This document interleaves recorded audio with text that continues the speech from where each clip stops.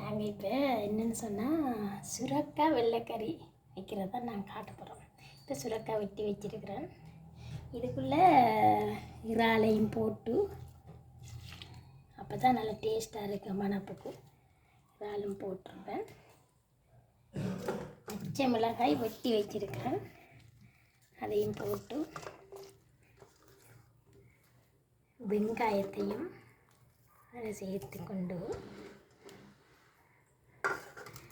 மஞ்சள் தூள்,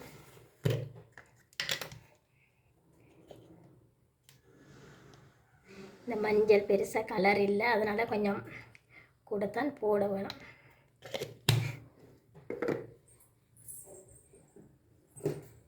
தேவைக்கேற்ப உப்பு கொஞ்சம் சேர்க்கிறேன், பிறகு டேஸ்ட்டு பார்த்து போடலாம். சரி, இப்போ நாங்கள் இதை அடுப்பில் வச்சுட்டு தண்ணி வற்றட்டும். தண்ணியிலேயே அது வற்றும். பிறகு தேங்காய் பாலை போட்டு கறி வந்தது காட்டுறமே. எங்கே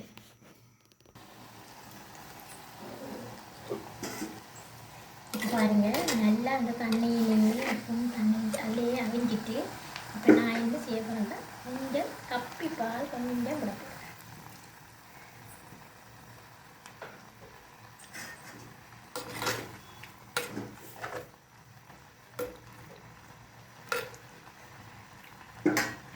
கொஞ்சம் மூடி வைக்கிறோம். கப்பிப்பால் கொதிச்சு வந்துச்சு. இப்போ நாங்கள் தலைப்பாலை விட்டு இறக்க போகிறோம். இப்போ டேஸ்ட் பண்ணி பார்க்கணும். உப்பு ஓகே வந்து சூப்பராக இருக்குது. இதோட கேஸ் புளியையும்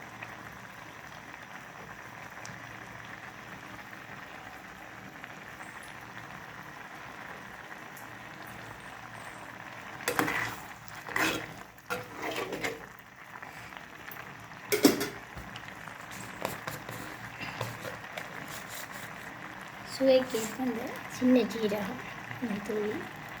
சரி, சுவையான சுரக்காய் வெள்ளைக்கறி சமைச்சிருக்கேன்.